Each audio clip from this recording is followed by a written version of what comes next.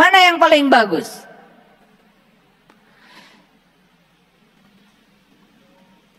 Cari rezekinya, cari ilmunya, cari hartanya,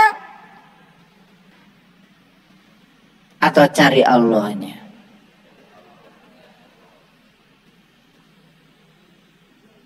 Itu yang sudah dijelaskan dalam perang Baratayuda. Kenapa pasukan Kurawa kalah sama pasukan Pandawa? Salah yang diminta, itu aja. Pihak Pandawa gurunya Krishna, pihak Kurawa gurunya Krishna.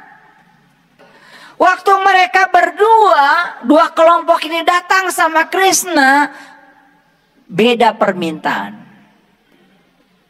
Karena Krishna seorang raja, Krishna punya tentara, Krishna punya senjata. Yang diminta oleh Kurawa saat mau berperang apa? Minta senjata dan tentara. Dan yang datang duluan sama Krishna itu bukan Pandawa. Yang datang duluan sama Krishna itu pihak Kurawa. Kurawa mencerminkan keserakahan, mencerminkan ketamakan, mencerminkan ingin segalanya. Itu Kurawa. Pandawa cerminan dari kebijaksanaan. Pandawa itu cerminan dari kearifan. Pandawa itu cerminan dari kerendahan hati. Makanya yang datang kepada Krishna pertama kali adalah Kurawa. Saat itu Krishna sedang tidur nyenyak. Bisa nggak kalian menebak? Ini Kurawa datang kepada Krishna, duduknya di sebelah mana? Duduknya di sini, dekat kepalanya Krishna. Itu Kurawa. Selalu ingin dekat dengan kekuasaan. Makanya siapapun yang selalu menjilat dan ingin dekat dengan kekuasaan, dan selalu ingin mendapatkan berkah kekuasaan, nah itulah Kurawa. Gak lama yang kayak gitu tuh hidupnya. Padahal itu cara duduk yang paling bodoh. Karena nanti kalau Krishna bangun tidur, gak kelihatan. Setelah pihak Kurawa datang pada Krishna, dia tinggal di sebelah sininya Krishna. Dan pihak Pandawa datang. Di mana duduknya kira-kira Pandawa? Yang rendah hati itu tidak pernah pengen duduknya di depan. Tidak pernah pengen dipuja, dipuji, enggak. Duduknya di ujung kakinya Krishna. Cara duduk aja udah beda. Makanya lihat, mohon maaf. Banyak sekali ya. Begitu seseorang berkuasa ingin dekat. Muji-muji.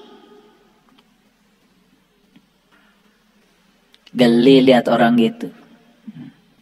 Tapi nggak apa-apa sih, pengennya begitu. Paham? Kemudian bangunlah Krishna. Saat Krishna bangun, yang pertama kali disapa dan ditanya siapa? Pandawa. Tetapi yang luar biasa dalam episode Baratayuda itu, yang menjawab pertama kali adalah Kurawa. Gitu. Orang serakah itu nggak ditanya aja ngejawab. Karena ada orang yang suka cerita dirinya. Saya punya rumah sekian, mobil sekian, nggak ditanya.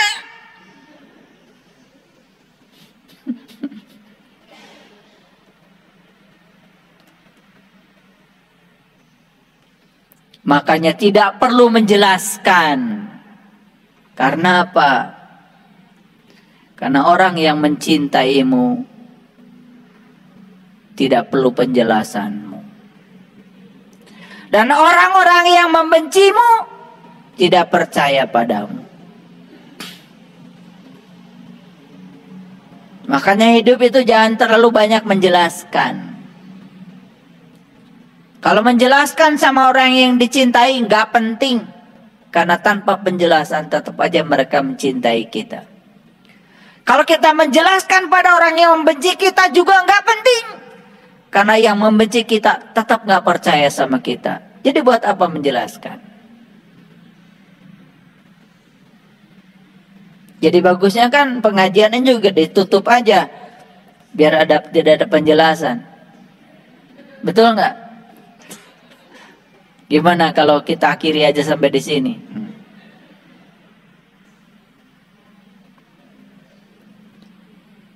Baik. Begitu Krishna bangun, yang pertama disapa adalah Pandawa. Tetapi yang jawab Kurawa. Di situ juga sudah kelihatan. Jadi episode Bharatayuddha itu sebetulnya bukan cerita. Bukan cerita nyata di masa lalu. Itu adalah bagaimana seorang sastrawan hebat itu menceritakan potret kehidupan manusia dari zaman ke zaman, manusia gitu dan gitu saja. Kurawa dan Pandawa. Kurawa dan Pandawa itu tidak ada di luar diri kita. Kurawa dan Pandawa semuanya menyatu dalam diri kita. Makanya kalian kadang-kadang jadi Kurawa, kadang-kadang jadi Pandawa. Banyakan mana, seringan mana? Ya udah pasti. Gak usah ditanya sebetulnya. Jadi perang Bharatayuddha yang sebenarnya itu adalah di padang Kuruksetra. Padang Kuruksetra itu jasmani kita di sini. Di sini. Itu yang menyebabkan kenapa kita terhambat untuk bisa menyadari keberadaan padang Arafah dalam diri. Kenapa terlambat? Kenapa terlambat wukuf? Kenapa? Karena kita masih berperang, belum selesai dengan diri kita sendiri. Pandawa dan Kurawa masih seperti itu. Lalu saat itu juga kemudian ditanya, apa kepentinganmu menemui aku? Kata Krishna. Yang pertama kali menjawab dan presentasi adalah Kurawa. Tuan Guru yang mulia, kedatangan kami di sini, kami mau meminjam seluruh tentaramu dan seluruh senjata yang kau miliki. Keserakahan. Karena dia berpikir kalau tentaranya Krishna diambil semua sama Kurawa, senjata Krishna diambil sama Kurawa, dia akan menang perang. Itulah kebodohan. Karena dia berpikir di level materi. Pihak Pandawa berpikir sudah di level energi. Setelah selesai dan Krishna mengatakan silahkan seluruh tentaraku milik Kurawa. Seluruh senjata yang ada di gudang yang dijaga tentaraku miliknya Kurawa. Yang terakhir Krishna berbicara kepada Pandawa. Apa kata Krishna? Seluruh senjata dan tentara sudah diambil oleh kakakmu. Dan satu-satunya yang tertinggal adalah aku. Apa kata Pandawa? Justru itu yang aku butuhkan.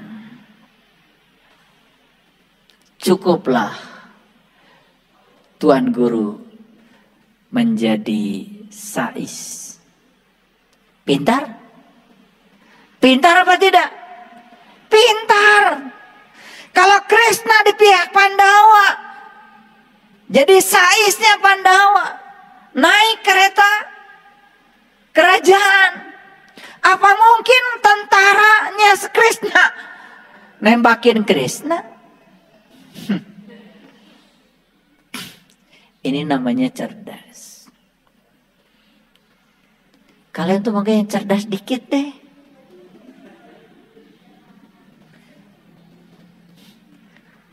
Makanya banyak yang sering minta konsultasi sama saya, konsultasi ini itu.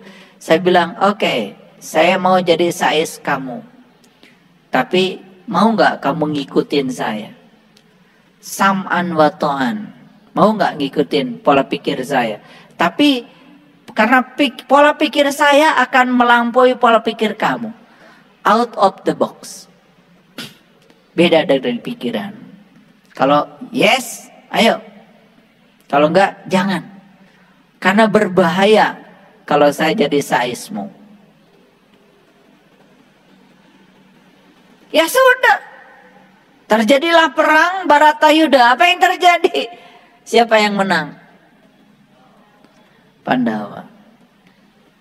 Karena Pandawa itu tidak butuh tentaranya, tidak butuh senjatanya. Yang dibutuhkan oleh Pandawa adalah Krishnanya. Seperti itulah banyak sekali manusia kepada Tuhan. Minta rezekinya, minta ilmunya, minta rahmatnya, minta berkahnya, minta ini itu. Banyak sekali doanya. Tetapi tidak ada yang minta Allahnya.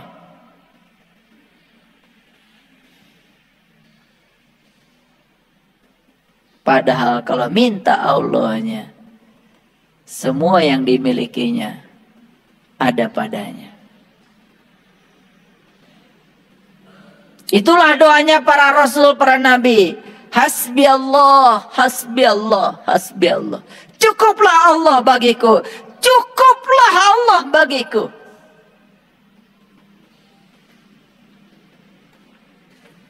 Maaf. Berapa sering kalian minta ini itunya dari Allah. Tetapi kalian tidak pernah minta Allahnya. Padahal yang dicontohkan oleh para nabi, para rasul, cukuplah. Cukuplah Allah. Cukuplah Allah. Coba doamu disingkat saja.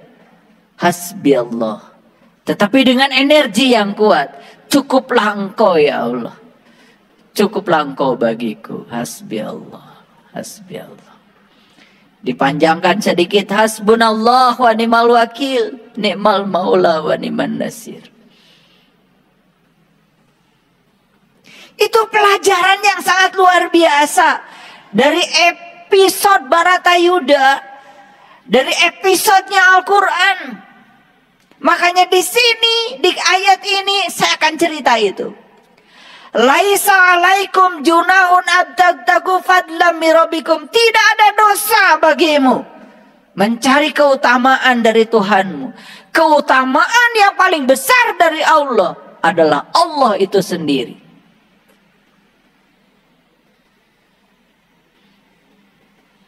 Paham sekarang? Paham? Lihat ayat selanjutnya. Lebih keren lagi. Faiza afadtu min Arafah. Kalau kamu ingin mendapatkan keutamaan dariku, kata Allah, ayo kita jumpaan. Ayo kita ketemuan. Dan Allah sudah menentukan di mana kita bertemu, di padang Arafah.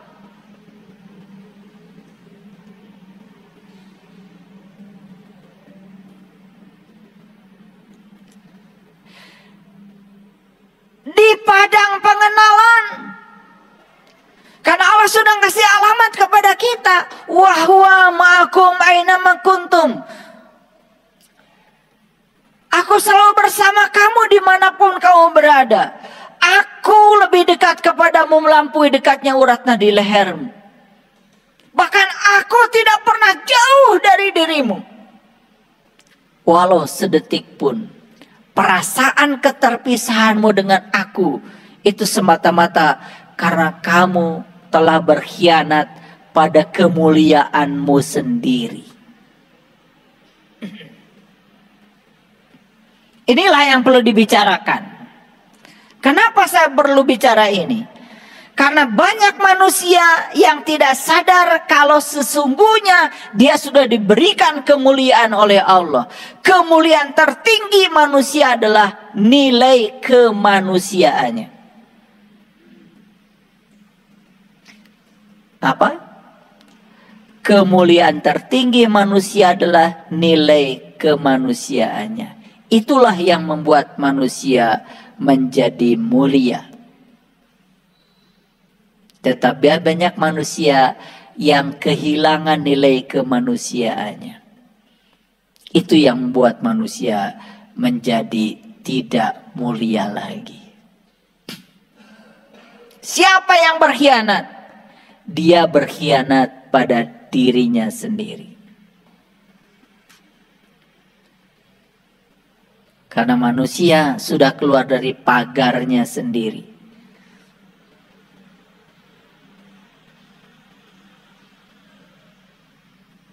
Itu.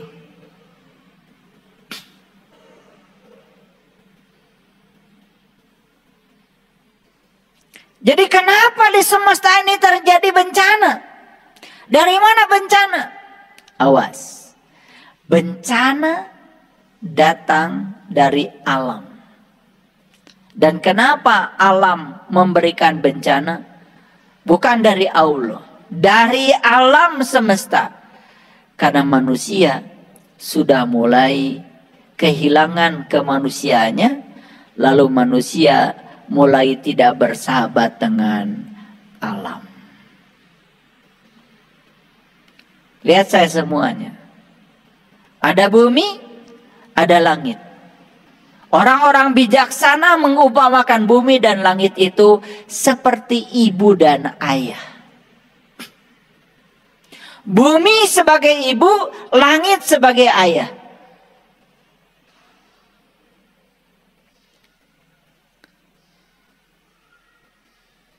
Pertanyaannya, bukankah kita harus bakti dan berbudi kepada ibu dan ayah?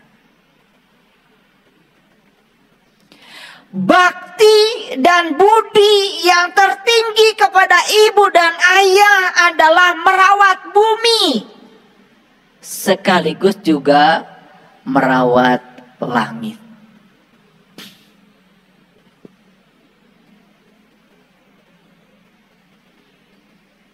Apa yang terjadi sekarang dengan manusia? Ibunya ditelantarkan, ayahnya tidak dihiraukan.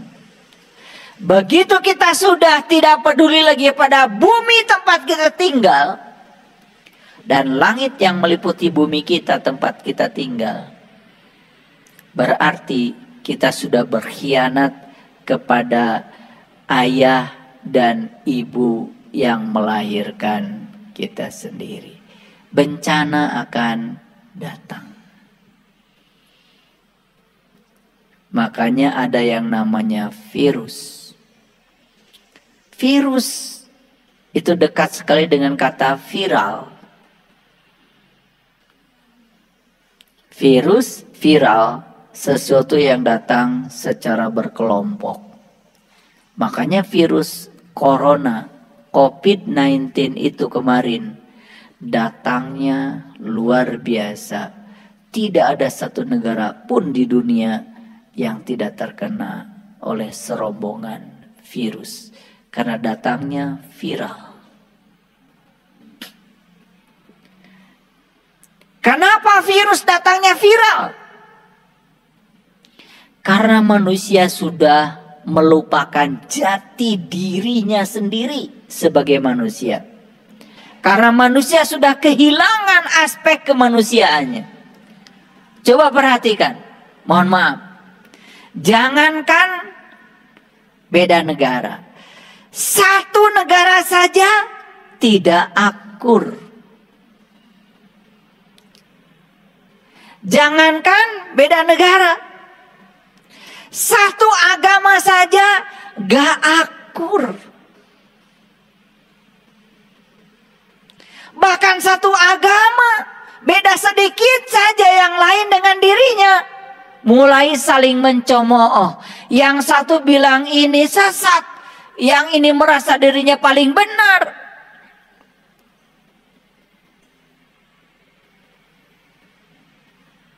Karena dia kehilangan jati dirinya sebagai manusia, yaitu aspek kemanusiaannya, maka dia kehilangan penglihatan untuk melihat bahwa semua adalah saudara.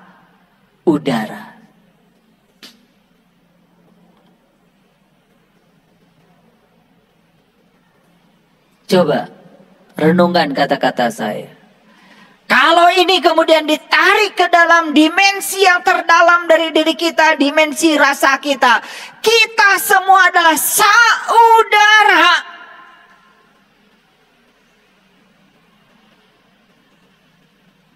Masa kita abai ketika melihat orang lain susah?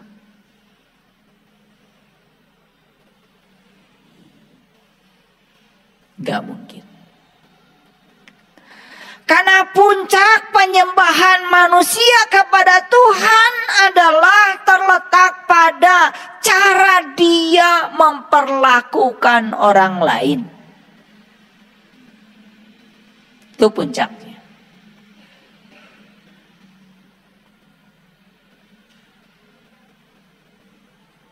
Oleh karena itu dalam bahasa yang sederhana sering disebut dengan tolong menolong. Jadi tolong menolong hanya bisa dilakukan oleh manusia yang masih memiliki sifat kemanusiaannya.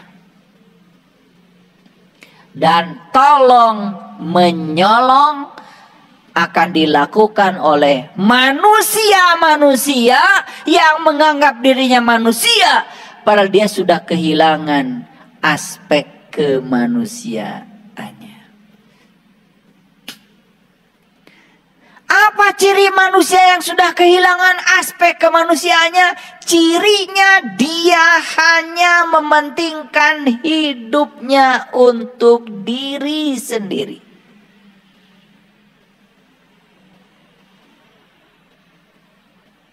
Banyak yang gitu? Banyak. Mengeksploitasi alam semesta. Semua kandungan-kandungan dan kekayaan alam digali sesuka hatinya. Gak peduli orang celaka, gak peduli orang seperti apa.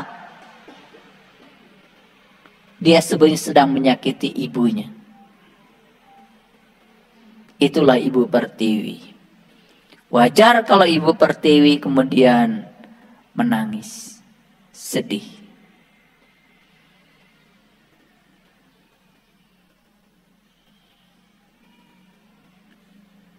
Kita nggak sadar bahwa semua unsur-unsur yang melekat di tubuh kita adalah unsur-unsur yang ada di bumi kita. Setuju?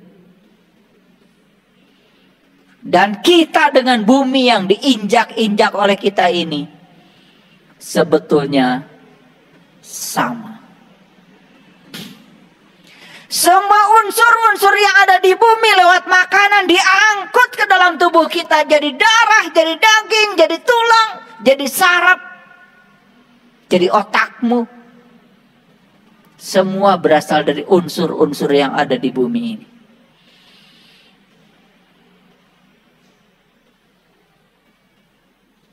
Bumi seperti itulah. Walaupun ada di bawah kaki kita, tapi bumi ini telah menjadi sesuatu yang membuat kita terlahir ke semesta ini. Apa yang dimakan ayah ibu kita dulu? Apa yang menjadi bibit untuk tubuh kita dulu? Satu sel dari ayah, satu sel dari ibu Sel sperma, sel telur, semua unsur-unsur dari saripati yang berasal dari bumi. Makanya kita sering disebutkan oleh Quran, kita ini berasal dari tanah.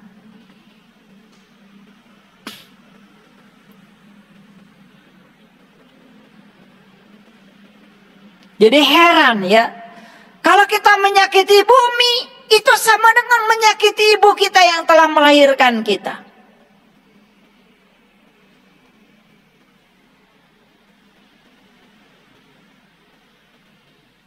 Saya bicara ibu jauh lebih luas dari sekedar ibu yang melahirkan tubuh jasmani kita. Kita bicara ibu dalam konteks yang lebih luas lagi. Karena negara ini, bumi ini bukan warisan buat kalian. Tapi bumi inilah titipan buat anak cucu kita ke depan. Adakah yang berpikir kalau bumi ini adalah titipan? Bukan warisan buat kita. Ini yang sedang kita bicarakan. Baik, kita lanjutkan. Faiza afattu min Arafah fazkurullah. Tolong perhatikan ayat ini. Apabila kamu sudah bertolak dari Arafah, dari padang pengenalan, ingat Allah, ingat Allah. Pertanyaan yang paling dasar, apa yang terjadi di padang Arafah? Apa yang terjadi di padang Arafah? Kan tadi dikatakan, tidak ada dosa bagimu mencari karunia dari Tuhan. Karunia yang paling besar dari Allah bukan rezekinya, bukan hartanya, bukan ilmunya, tapi karunia yang paling besar dari Allah adalah Allahnya. Itu yang diajarkan para nabi, para rasul, para sunan, para wali, para bijak, para suci. Itu yang diajarkan. Dan Allah sudah ngasih alamat. Kalau kamu ingin mengenalku, ayo kita ketemuan, kata Allah, di padang Arafah. Bila kamu bisa wukuf di situ, kamu akan berjumpa dengan aku. Jadi wukuf di padang Arafah itu hakikatnya adalah perjumpaan antara diri sejati kita dengan Sang Maha Sejati. Kalau itu terjadi, maka berikutnya apa? Ada ayat yang mengatakan apabila kamu telah bertolak dari Arafah, apabila kamu sudah keluar dari padang pengenalan, fazkurullah, ingatlah Allah. Masuk akal? Tidak mungkin kita bisa mengingatnya kalau kita belum menjumpainya. Tidak mungkin kita bisa mengingatnya kalau kita belum menyaksikannya. Berarti di situ terjadi penyaksian, di situ terjadi perjumpaan, di situ terjadi penyatuan. Ini ayat sederhana, tapi kalau saya bedah secara saintifik perlu waktu. Tetapi secara global kita bisa mengerti sekarang. Bisa mengerti kan? Jadi keutamaan dari Allah yang paling besar adalah Allah itu sendiri. Dan siapa yang ingin mendapatkan Allah, Allah sudah menunggu. Ayo kita ketemuan, kata Allah, di padang Arafah, di padang pengenalan. Di situ kamu akan mengenali aku. Makanya ayat selanjutnya adalah faiza afattu min Arafah fazkurullah. Apabila kamu telah bertolak dari padang pengenalan, ingatlah Allah. Ayo, apa pesan dari sini? Artinya, siapapun yang sudah menuju padang Arafah yang sesungguhnya, siapapun yang sudah berjumpa dengan jati dirinya, pasti akan bisa mengingat Allah. Maaf, kalau kalian pergi ke padang Arafah yang di luar diri kalian, yang kalian ingat adalah cuman tempat yang luas. Banyak batu di sana.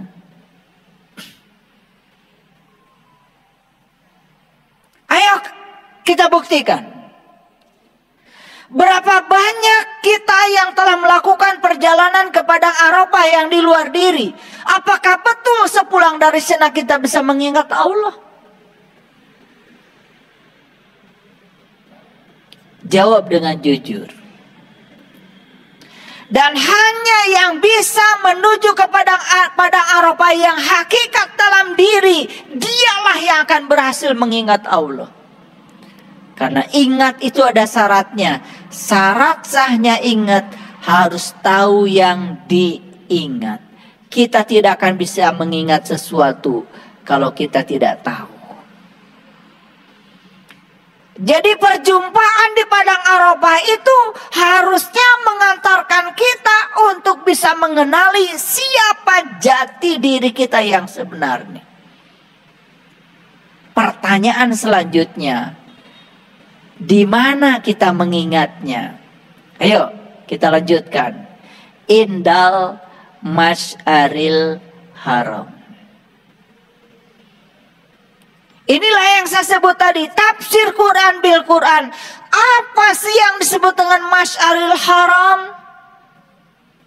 Kalau diartikan secara etimologi pusing kita. Tetapi kalau diartikan secara gramatikal kita bisa menangkapnya. Ayo lihat saya semuanya. Tidak ada dosa bagimu mencari karunia yang paling utama dari Tuhan. Fadlan, keutamaan Tuhan. Apa keutamaan dari Allah? Allah itu sendiri. Di mana kita bisa mendapatkannya? Di padang Arafah. Apa hasilnya sepulang dari padang Arafah? Ingat Allah.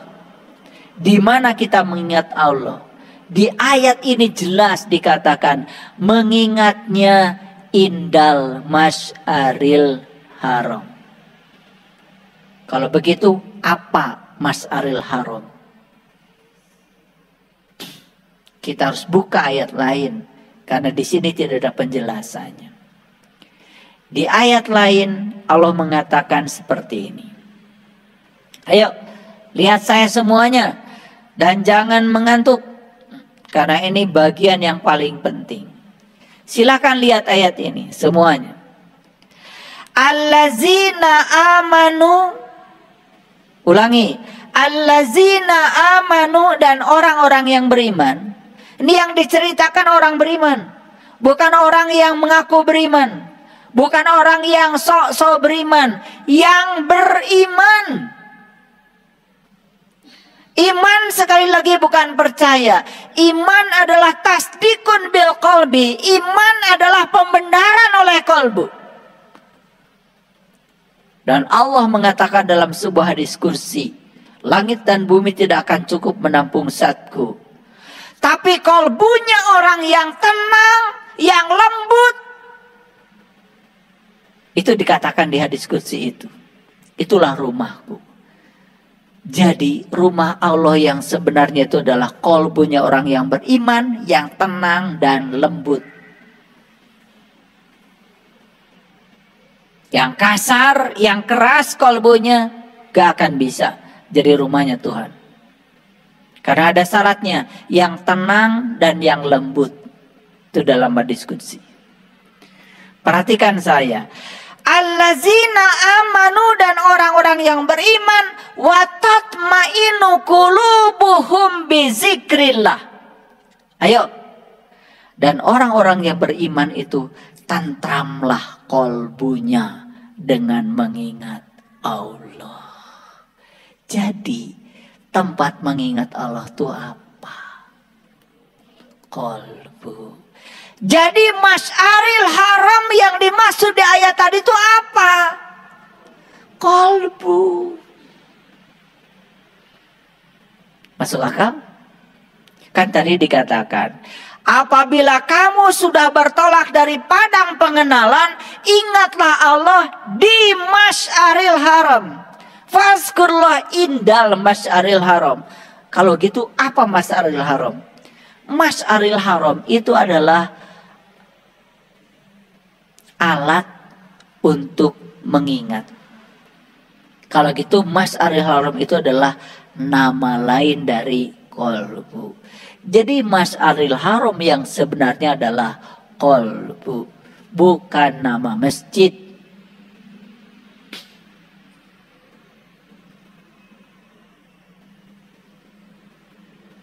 Ayo, lihat saya semua. Kalian pulang dari sini, masih bisa ingat sama saya? Saya tanya lagi, kalian mengingat itu di mana? Di kaki? Di dengkul? Di perut? Di dada? Di leher? Di mana kalian ingat? Ingat itu di sini.